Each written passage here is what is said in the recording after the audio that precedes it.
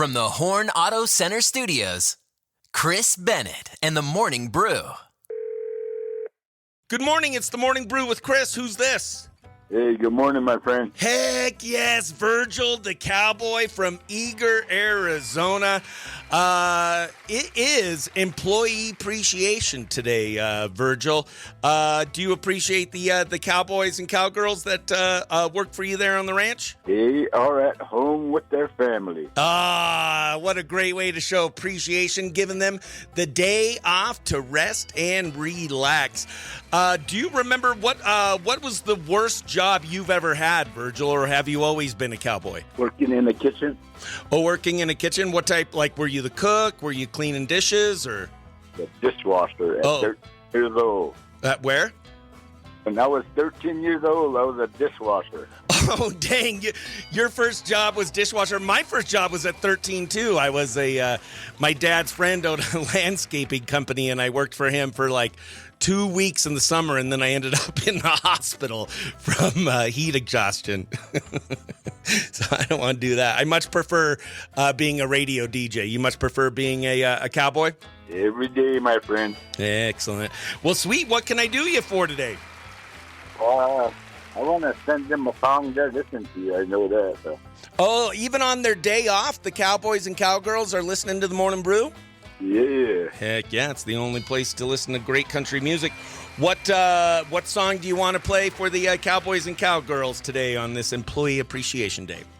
Billy Ray, Some Gave All. Billy Ray, Some Gave All, Billy Ray Cyrus. We love you, best friend. Virgil, I hope you have a great day, great weekend. Any big plans? Sunrise. Sunrise, heck yeah, sweet buddy. Hit those slopes. We love you, Virgil. Have a great day. Be safe. Bye-bye. Jineane, you there? Yes, I am. Hi. Oh, my gosh, Jineane. I was having Jineane withdrawals. Wednesday, you were out with a sinus infection. Didn't get to talk to you. Thursday, how are you feeling? I'm feeling good, except these allergies, and a lot of people that, you let the allergies run amok, and then you get a sinus infection. But, yeah, it was a lot of, I've been just struggling with that a little bit, but feeling better. It seems like things are popping early. Yes. Yeah, well, with this warm weather, things probably are starting to bloom a little early. You are a garden expert. Is it time to start getting the garden ready? Well, you can prep your garden, but we're a long ways off from planting, really? Of course. Mine is covered with heavy, heavy plastic to kill all the weed seeds. I'm so tired of weeds. I just can't seem to get rid of. Yeah, I grow weeds better than anything. Yeah. There you go. If you need weeds, Jineane Ford has them. Exactly.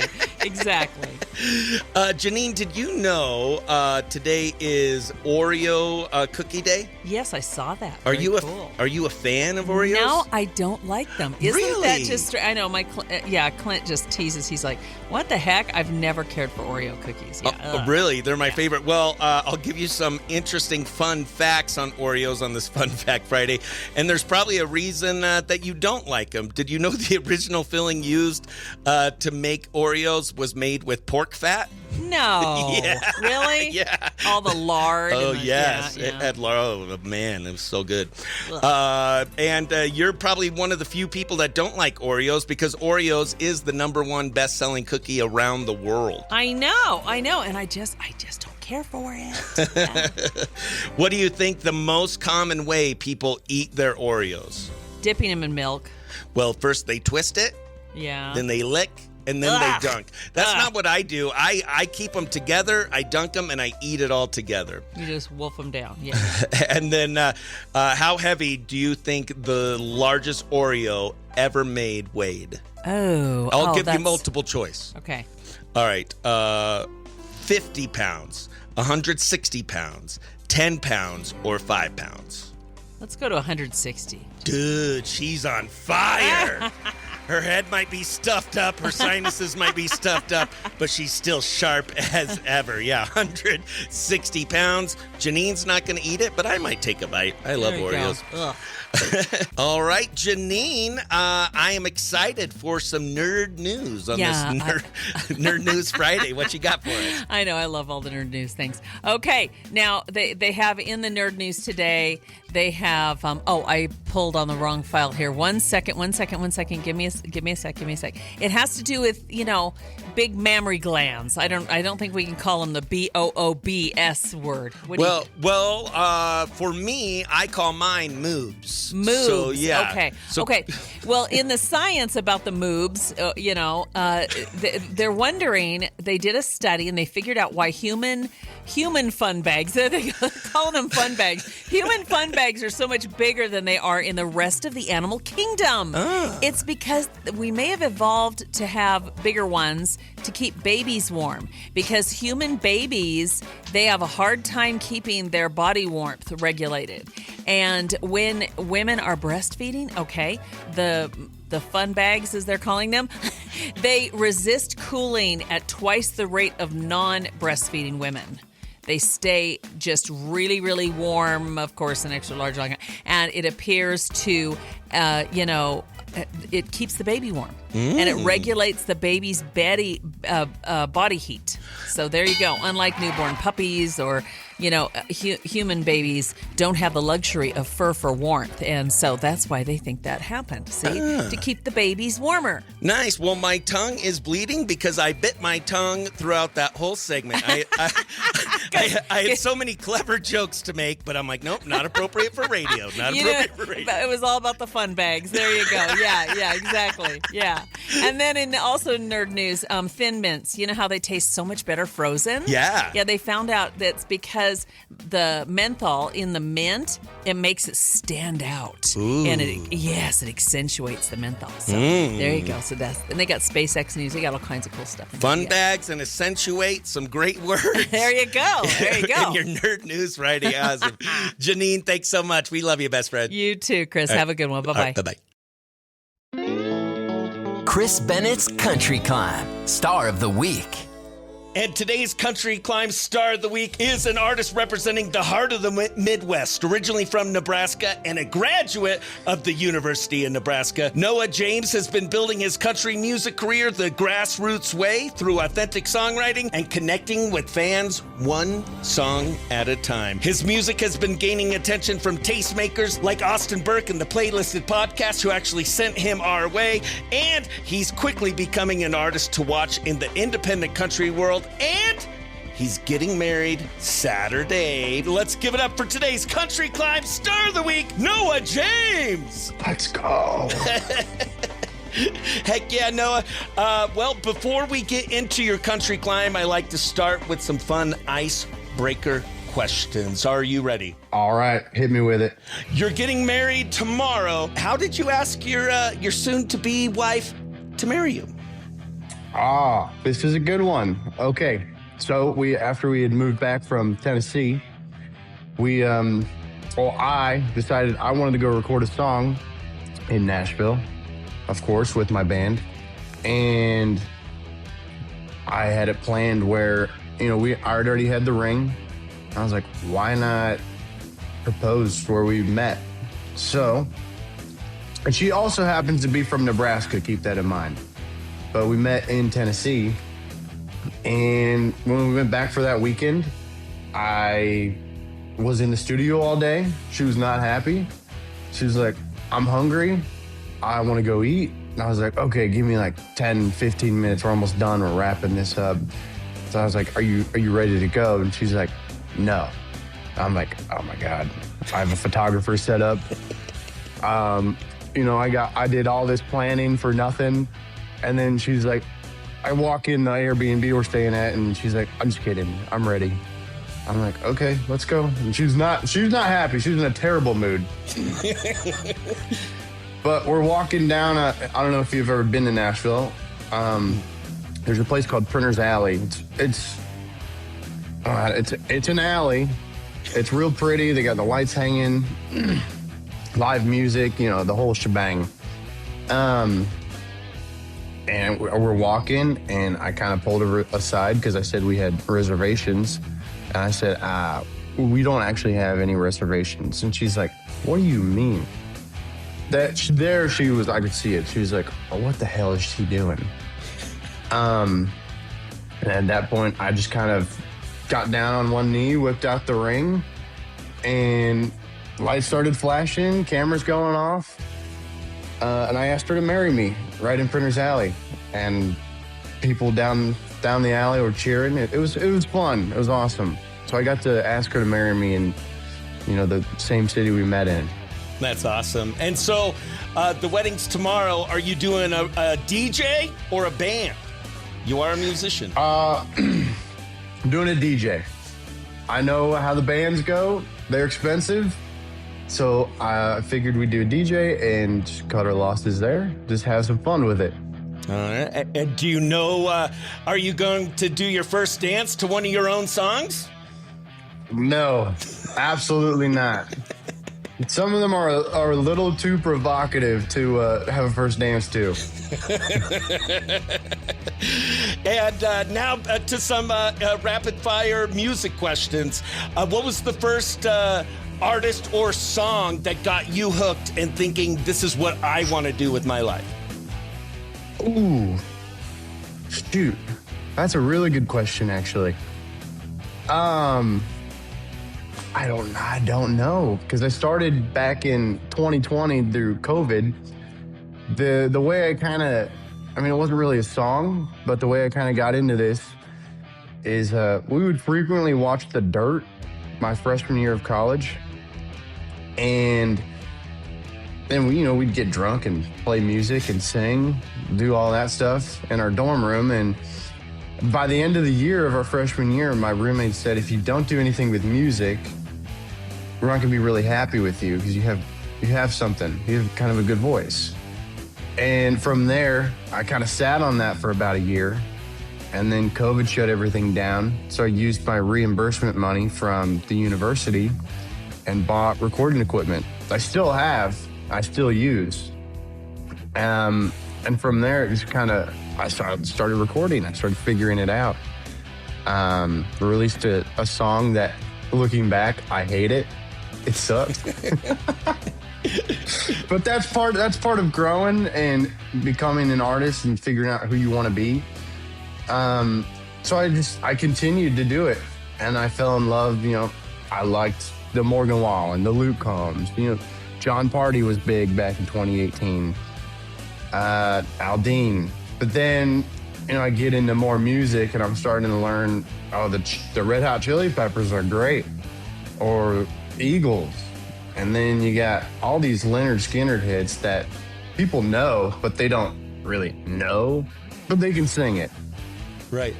And from there, I got into more of a rock scene, if anything, and it's just kind of kept going. I like where my music's going and where the music is headed today. It's more, I would say, independent driven. If anything, people want authenticity and something real instead of overproduced pop, in layman's terms, garbage. Right. That's just my opinion. Mm-hmm. Nobody has to agree with it, but that's just what I think. I want something that's kind of in your face. It's not produced. It's tells a story. Maybe it makes you move a little bit. So yeah, I can't really narrow it down to one song, but I can tell you the story of how it started, where it began, and where that ball started rolling. Well, COVID actually did one good thing, got you recording music. So thank goodness for that. And last question I'm going to ask you for this segment. It's going to be the hardest question I ask you all interview.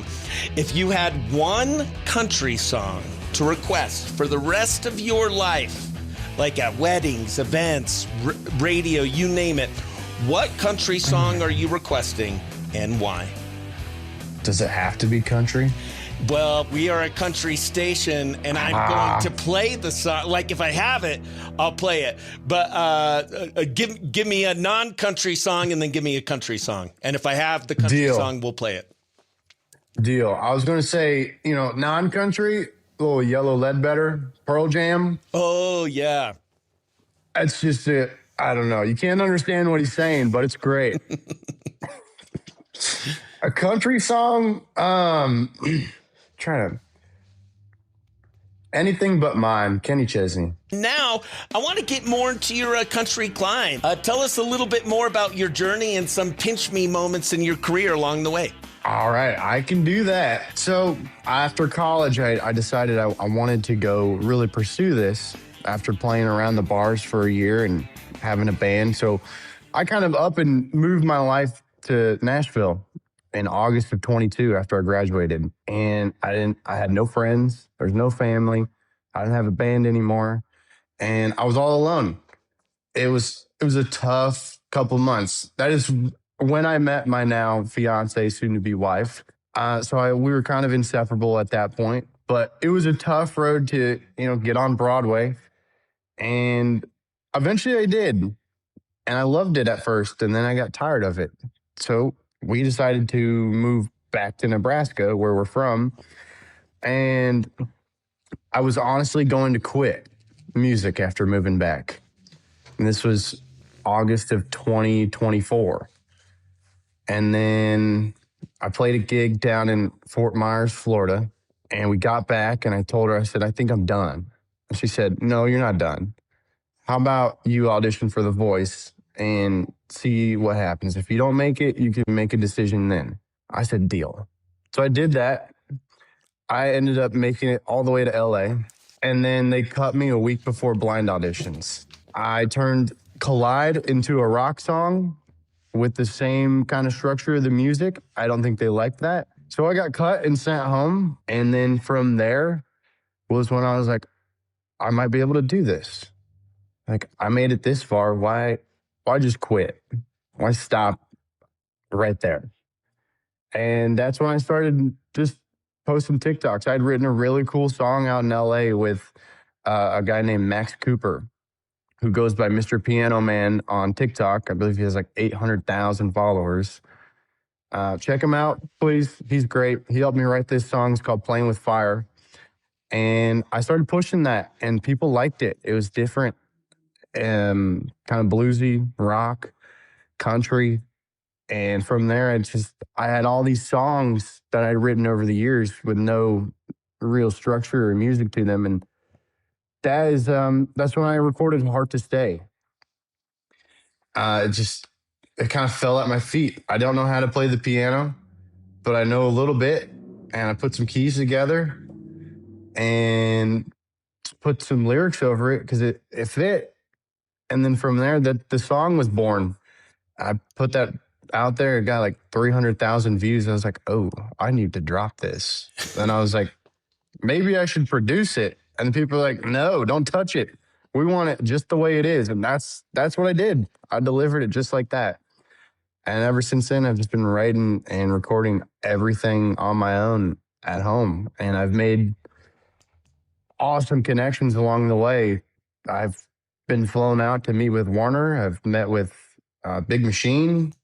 Obviously, I was told no, but I still have these connections with a lot of great writers in Nashville, great people. And I would typically go out there and write with them now. I'm the only person in the room who's not signed with anybody. And it's nice that you're able to do it from your hometown, Nebraska, with your family, because just like with me, with comedy, everybody thinks you need to move to, one of the big cities to make it happen. And it's got to feel pretty rewarding to have left, where you thought it was all going to happen, head back home, and guess what? It's happening. It works somehow. And, I do work. I work 7:30 to 5:30 Monday through Friday. And then I'm going to probably want to start a family soon. So in between everything, I'm juggling a lot. And at the end of the day, I might never be a global rock star, but at least I impacted just a few lives and changed someone's life in any way possible. That I get that satisfaction from that. And I can play these shows and people want to come watch. It's very rewarding and it's fun. We are back with today's Country Climb Star of the Week. Noah James coming to us from Nebraska, getting ready to get married tomorrow, but joining us today talking about his country climb. And now we are going to play one of his originals. This song's called Heart to Stay. Off air, you told me an interesting story about where this song was recorded. Where was Heart to Stay recorded? This was recorded in my parents' laundry room at a makeshift studio I made in there. And it was written about 5 years prior. So I don't remember writing it. I do remember recording it. And I don't know how to play the keys, but I figured it out and put it together. That's so crazy. You don't know how to play the piano, but that's you playing the piano on this song. That is me playing the piano. I don't know if you could say you don't know how to play. I mean, I use these 3 fingers right here. That's it. That's all it takes. And so this song's really connected with people. And you said it got 300,000 views, like when you first. And what do you think people are connecting to the most? From what I have read, through the comments, some people have connected it with grief and loss. Kind of that point where, you're not letting go, but you gotta at some point move on with your life and continue to grow and without the person there. And then same applies for, someone who was divorced or they're going through a breakup. It just kind of puts things into perspective. Like maybe it's time to leave and grow up. I can't do this anymore, and I don't have the heart to do it anymore. And I think that just kind of brings the whole song together. And this tells a story of, what's going on in someone's life that maybe they're not too keen on talking about out just yet, but maybe something like this can bring it out and they can be vulnerable. Well, it's an honor to get to play it for the first time ever on Q Country 92.5. Here is Noah James with his song, Heart to Stay.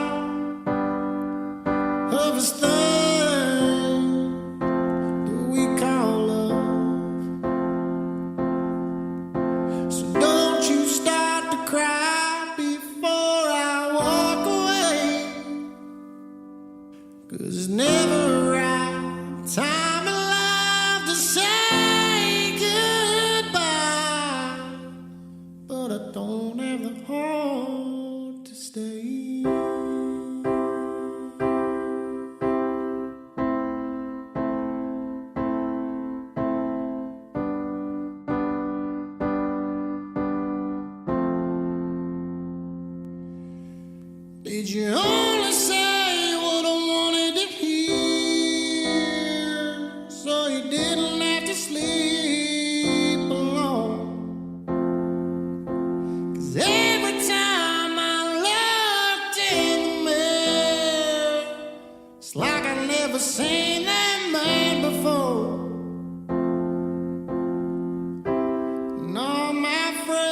guess I moved on. It's been a while since I spoke to them. Darling, it's been far too long. We've been living like this. So maybe we should say goodbye. Make it easy for the both of us. 'Cause I've grown so damn tired of this thing that we call love. So don't you start to cry before I walk away. 'Cause it's never a right time in life to say goodbye. But I don't have the heart to stay.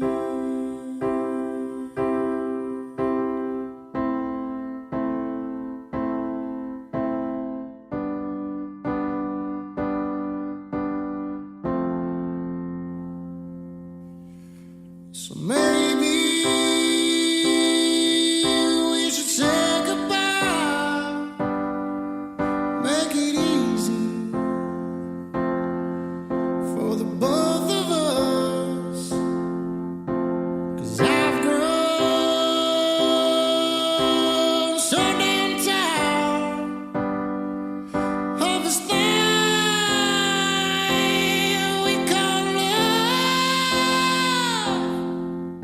So don't you start to cry before I walk away.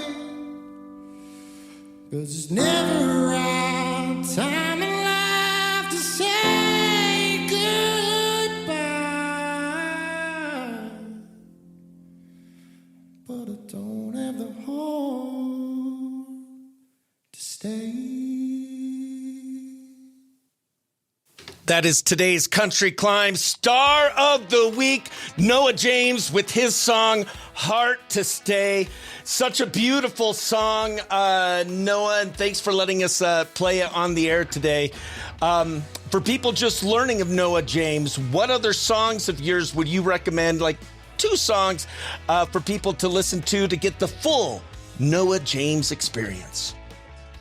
Ooh, I would say Neon Queen. That's a good one. And then Playing with Fire. Neon Queen and Playing with Fire. Make sure you download Noah James music wherever you stream music. And what's next for you? Tomorrow, you are getting married. Congratulations. Where are you guys going on a honeymoon? What are the plans? Yeah, so we're getting married. And then the next day, we are going to Spain. We're actually going to the Canary Islands. Heck yeah. Uh-huh. And after that, we get back on St. Patty's Day, and then I book it down to Abilene, Texas for a show. Heck yeah, sounds awesome. Anything else we should be on the lookout for you for the rest of the year musically? Yes, I'm planning on dropping an album this April. I have one more single coming out called Hold On Me on March 20th. It's something I wrote down in Nashville, and I just think it's a little different. It's got a little John Mayer vibe to it, some blues. It's fun. It's a nice laid back song, so I hope you guys enjoy it. Heck yeah. Well, if you, when it's out, let us know. We'd love to have you back and play it for the first time on Q Country 92.5. And if people want to follow you online, what are your socials? It should be at Noah James Music on TikTok, and then on Instagram, I believe it's at Noah James Music _. Don't quote me on that, but I think that's what it is. All right. I know you guys are probably thirsty for more Noah James music, so make sure you go ahead and follow him on all platforms and download his music. Noah James, thank you for being today's Country Climb Star of the Week. Thank you. Woo! That's my blood, because Pop Beaumont said so. Yay, yay. Yay, yay. Holy moly. It's everyone's favorite redneck from Beaumont, Texas. It's Paul from Beaumont. What do you got going on today? Man, just at work, man. Just doing my thing. Just doing your thing. Today is Employee Appreciation Day. I know you're short on employees, so you probably appreciate the employees that work hard for you a little bit more, huh? I tell them every day, man, appreciate the job. Heck yeah. What was the worst job you've ever had, Paul from Beaumont? There's a lot of them. You were what? A lot of them? Yeah, there's a lot of them. My hardest... Honestly, delivering beer. Really? Out of all the jobs you've had, did you have to deliver kegs? Yeah. Oh, gosh. They want you to rotate beer, and I've never had stale beer, so I never got that. So, you bought beer in my store, it wasn't rotating. That was too much work. You got any juicy plans for this weekend? I don't know. I think it might rain this weekend, so probably just break out no D28 and probably just play, man. Play some music. There you go. I love it. Today is Alamo Day. Do you remember the Alamo? Always, man. It is now time for Are You Smarter Than a Redneck with everyone's favorite redneck, Paul from Beaumont. Today is Alamo Day, and we're going to do some Alamo trivia. You're a history buff and a military history buff, right? And I hope I get this right. You better. You've been on a losing streak. We'll see if your luck changes. All right. These are multiple choice, but Paul, you don't have to wait for multiple choice. I do. The Alamo is located in which city? Paul. San Antonio, Texas. There you go. Ding, ding, ding, ding. He's up 1-0. The Battle of the Alamo happened in what year? Was it 1776, 1836, or 1901? Chris, I'm going to say 1901. No. Oh, idiot. 1836. Right? Dude, ding, ding. He is one smart redneck. You're up 2-0. This last question is worth 1,000,000 points. If I get it right, I can win. Give me a number from 4 to 20. 20. 20. The Alamo originally had which nickname? Was it A, the Mission San Antonio de Valero? B, Paul. Mission. There you go. Ding, ding, ding, ding.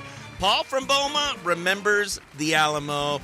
Way to go, best friend. You are off your losing streak and heading into the weekend on a winning streak, best friend. Good deal, buddy. I sure am glad.